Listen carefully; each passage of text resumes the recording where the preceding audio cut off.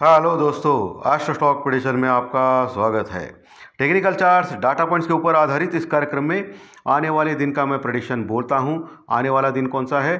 30 अक्टूबर 2023 यानी सोमवार का दिन। इस दिन according to technical chart, data, news point, screen reading, इन सभी के ऊपर क्या हो सकता है, इनके बारे में डिस्कस करेंगे।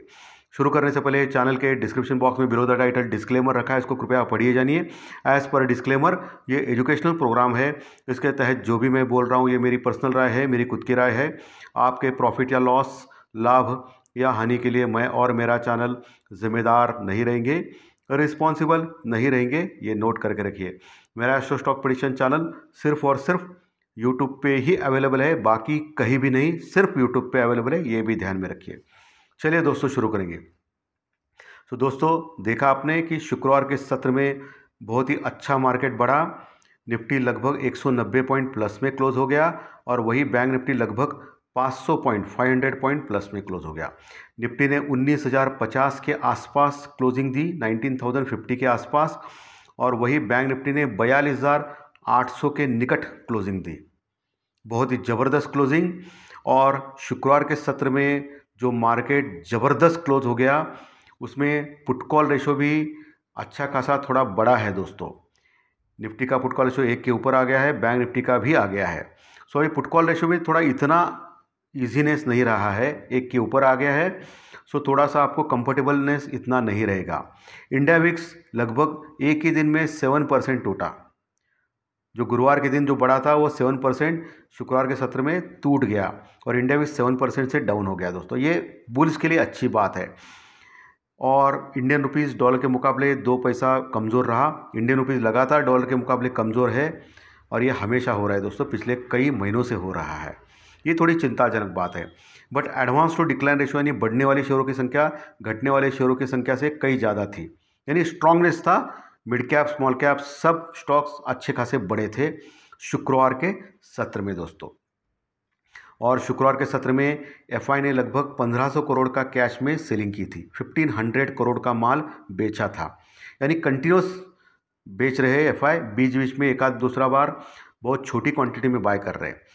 डीआई ने सिर्फ और सिर्फ 300 करोड़ का माल खरीदा दोस्तों शुक्रवार के सत्र में। डीआई की बाइंग ज़्यादा नहीं थी, लेकिन एफआई की सेलिंग ज़्यादा थी, 1500 करोड़ के आसपास का माल। बट इसके बावजूद भी मार्केट ज़बरदस्त बढ़ा, क्योंकि मैंने आपको बोला था ये मार्केट बहुत ओवरसोल्ड हो चुके हैं, एक शॉर्ट कवरिंग रैली बनती है। और 19,050 के पास जो क्लोजिंग मिली है वो अच्छी मानी जाएगी। और वही बैंक निफ्टी की 42,800 के आसपास जो क्लोजिंग है वो भी अच्छी मानी जाएगी दोस्तों। सो अच्छा खासा क्लोजिंग तो बहुत बढ़िया था हमारे मार्केट में। टेक्निकल डाटा के पॉइंट्स के ऊपर बहुत ही स्ट्रांगनेस दिखाई दिया मार्केट में, हमारे इंडियन मार्केट में। ओके, क्योंकि हम लोग ओवरसोल्ड थे ऑलरेडी। और एशियन मार्केट ने भी अच्छा खासा साथ दिया। जापान का मार्केट भी शुक्रवार के सत्र में अच्छा बढ़ा था, हांगकांग का मार्केट भी बढ़ा था। लेकिन जो भी एक्शन हो गया वो रात से चालू हो गया। रात में क्रूड ऑयल लगभग एक ही दिन में 3% बढ़ा दोस्तों। और 3% बढ़ना का मतलब क्या होता है? डायरेक्टली $91-92 के आसपास अभी क्रूड ऑयल बढ़ा है। क्रूड ऑयल क्यों बढ़ा है? क्रूड ऑयल इस्राइल और हमास का युद्ध जो है वो बढ़ता जा रहा है, गहराता जा रहा है। ओके, इसके लिए बढ़ा है दोस्तों। क्रूड ऑयल का बढ़ना ये अच्छी बात नहीं होती है। और जो डॉलर इंडेक्स और बॉन्ड यील्ड जो शुक्रवार के स्टार्टिंग में थोड़ा सा वीक था, माइनस में था, वो रात में बॉन्ड यील्ड और डॉलर इंडेक्स दोनों बढ़ गए दोस्तों। मैं हमेशा बोलता हूँ डॉलर इंडेक्स और बॉन्ड यील्ड के ऊपर आपको नज़र रखनी है। अमेरिकन बॉन्ड यील्ड 10 साल की और डॉलर इंडेक्स वो बढ़ गए। और रिजल्ट सीजन में जो कंपनीज ने डिक्लेयर किया अमेरिकन मार्केट में रिजल्ट, वो ख़राब थे। इसलिए लगभग 300 साढ़े 300 पॉइंट अमेरिकन मार्केट टूट गया, 350 पॉइंट लगभग टूट गया दोस्तों। बहुत बड़ी गिरावट अमेरिकन मार्केट में देखी गई और बहुत नीचे गया है। लगातार गिरावट देखी जा रही है अमेरिकन मार्केट में। कंप्लीटली ओवरसोल्ड हो चुका है, कोई बाउंस बैक नहीं बन रहा है अमेरिकन मार्केट में। और ये डरावनी चीज़ है, पिछले कई दिनों से लगातार बढ़ रहा है, गिर रहा है। और ये बहुत बड़ी गिरावट अमेरिकन मार्केट में पिछले 15-20 दिनों से आई है दोस्तों। परसेंटेज टर्म्स में बहुत बड़ी गिरावट मानी जाएगी और कोई भी बाउंस बैक नहीं हो रहा है अमेरिकन मार्केट में। और इसका असर पूरे वर्ल्ड मार्केट पे हो रहा है। तो ज़बरदस्त गिरावट अमेरिकन मार्केट में देखी गई और एक डर का माहौल है अमेरिकन मार्केट में। इस्राइल और हमास के युद्ध के कारण नहीं है दोस्तों, ये डर का माहौल है कि उनका जो जीडीपी का डाटा आया था वो बहुत ही स्ट्रांग आ गया था। यानी रेट ऑफ इंटरेस्ट बढ़ाते जा रहे हैं फेड, लेकिन जीडीपी डाटा बढ़ रहा है। इसका मतलब क्या है कि इन्फ्लेशन भी बढ़ सकता है, महंगाई भी बढ़ सकती है, और महंगाई बढ़ेगी तो रेट ऑफ इंटरेस्ट ऐसे ही बढ़ाते जाएंगे फेड। इस डर से कंटिन्यूस गिर रहा है मार्केट। रिजल्ट सीजन भी खराब था, बॉन्ड यील्ड और डॉलर इंडेक्स भी बढ़ रहा था दोस्तों। ओके, और अभी जो बुधवार के दिन यानी आने वाले बुधवार के दिन, वेंसडे के दिन, फेड डिक्लेयर करेगा उसका रेट ऑफ इंटरेस्ट का डिसीजन, यानी बढ़ाएगा या रखेगा एज इट इज़। बहुत सारे लोग, लगभग 80-90% लोग मान रहे कि फेड उनका जो रेट ऑफ इंटरेस्ट है वो एज इट इज़ रखेगा, क्योंकि 2 दिन पहले ही यूरोपियन देशों ने उनका जो रेट ऑफ इंटरेस्ट है वो एज इट इज़ रखा, बढ़ाए नहीं। ओके, तो वही कायम रखेगा ऐसा लग रहा है। लेकिन उसके बाद जो पावेल साहब यानी फेड के चेयरमैन जो पावेल है, उनकी जो कमेंट्री आएगी, वो कमेंट्री क्या बोलेगी इन्फ्लेशन यानी महंगाई के बारे में, जीडीपी के डाटा के बारे में, कंजम्पशन के बारे में, और रेट ऑफ इंटरेस्ट का साइकिल वो कैसे ऑपरेट करेंगे। बहुत सारे सदस्य फेड के ऑलरेडी बोल चुके हैं कि रेट ऑफ इंटरेस्ट और बढ़ाते जाएंगे वो, यानी कम होने का तो सवाल नहीं है, बढ़ाते जाएंगे। इसी डर से अमेरिकन मार्केट लगातार गिर रहे हैं दोस्तों। और इसमें ये इसराइल और हमास का युद्ध ऑलरेडी 25-30 दिन हो गए, बढ़ता ही जा रहा है। अभी ग्राउंड के ऊपर से इसराइल ने हमला किया है, जिनमें बहुत सारी जानें गई है, और ये युद्ध ज़्यादा बढ़ सकता है, क्योंकि रशिया और चाइना ने हमास को सपोर्ट किया है, और इसराइल को अमेरिका और बाकी के जो देश हैं उन्होंने सपोर्ट किया है। सो अगर ये युद्ध फैलता गया तो बहुत बड़ा प्रॉब्लम आ सकता है। उसमें हमारे इंडिया में भी एक कांड हो गया है दोस्तों, केरला में। अभी थोड़ी देर पहले मैं एक न्यूज़ देख रहा था, मनी कंट्रोल पे भी है और बाकी की जगह पे, कि केरला में एक बॉम्ब स्फोट हो गया है दोस्तों। जी हाँ, बहुत ही ख़राब बॉम्ब स्फोट हो गया है केरला में, कोची में, जहाँ एक आदमी की जान गई है और बहुत सारे लोग घायल हो चुके हैं। अभी घायलों में कितने लोग, क्या उनकी कंडीशन है, ये मालूम नहीं है। अभी न्यूज़ आ गई है। सो बॉम्ब स्फोट हमारे इंडिया में मुझे लगता है बहुत महीनों के, सालों के बाद आ गया है। ओके, और ये हमारे लिए भी खतरा साबित हो सकता है, क्योंकि कुछ दिनों पहले मैंने कुछ न्यूज़ सुनी थी कि हमास का कोई आदमी यहाँ केरला में कोई वो भाषण दे रहा था, ऐसा कुछ सुना था। सच है झूठ है मुझे मालूम नहीं, बट अगर ये आतंकवादी जो गतिविधियां हैं वो अगर वहाँ चल रही है तो यहाँ अगर आएगी तो ये डर भी एफआई को हो सकता है। तो इसका असर मंडे के दिन यानी कल के दिन मार्केट पे हो सकता है। ऑलरेडी 90-100 पॉइंट माइनस में दिखा रहा है गिफ्ट निफ्टी हमारा। और ये जो केरला में जो बॉम्ब स्फोट हो गया है उसकी वजह से अगर ज़्यादा और कुछ प्रॉब्लम आ गया तो इसका असर हमारे मार्केट के ऊपर हो सकता है दोस्तों, क्योंकि ये आतंकी गतिविधि बहुत महीनों या सालों के बाद आ गई हमारे इंडिया में, और ये बहुत ही ख़राब है, बुरा है। ओके, और ये केरला में, कोची में हो गया, शायद केरला में हो गया, लेकिन कोची में है या नहीं ये मुझे अभी कंफर्म नहीं, बट केरला में हो गया है दोस्तों। सो ये बहुत ही डेंजरस न्यूज़ है दोस्तों। यह आतंकी हमला बहुत ही डेंजरस है हमारे लिए, और बहुत ही केयरफुल रहना चाहिए हम लोगों ने। As a Indian, as a भारतीय, हम लोग एक साथ एकजुट होना चाहिए। ओके, ये सबसे इम्पॉर्टेंट चीज़ है दोस्तों। सो इसका असर अभी कल मंडे मार्केट में क्या हो सकता है ये देखना पड़ेगा। तो ये न्यूज़ तो वाकई ख़राब है दोस्तों। ओके, अभी चलिए टेक्निकल और डाटा के ऊपर आएंगे। टेक्निकल दोस्तों 19,050 के आसपास क्लोज हो गया था निफ्टी। अभी जो 100 पॉइंट गैप डाउन दिखा रहा है, यानी 18,950 18,950 के आसपास ओपन हो सकते हैं कल सोमवार के दिन, यानी 100 पॉइंट डायरेक्टली हम लोग गैप डाउन ओपन हो सकते हैं, जो गिफ्ट निफ्टी दिखा रहा है वैसा।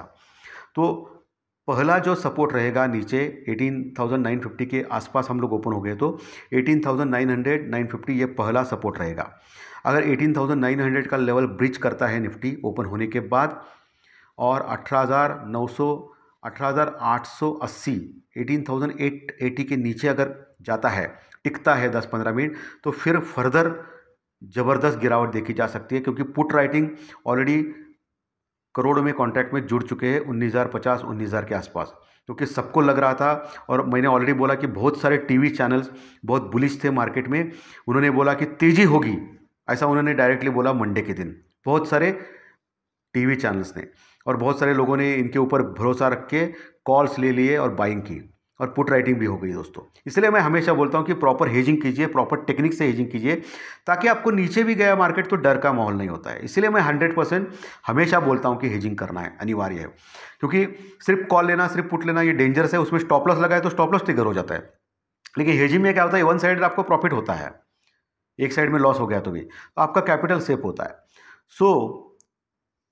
अभी जो माहौल है, पुट राइटिंग हो गई है। पुट वाले अगर डर के निकलने लगे तो 18,800 18,800 से 850 का जो इंपॉर्टेंट सपोर्ट लिया था 2 दिन पहले मार्केट ने, वहाँ फिर से आ सकते हैं हम लोग। ओके, और अगर खुदा न खास्ता गलती से भी 18,800, भगवान के वास्ते अगर 18,800 टूट गया तो फिर बहुत बड़ी गिरावट के लिए मार्केट तैयार होगा, जो 18,500 से लेकर 600 18,500 600 तक जाने की कोशिश करेगा एक ही हफ्ते में। दोस्तों ये ध्यान में रखिए, बहुत बेकार है 18,800 का नीचे जाना। ओके, जब तक 18,800 के ऊपर है तो उम्मीद बनी रहेगी मार्केट में।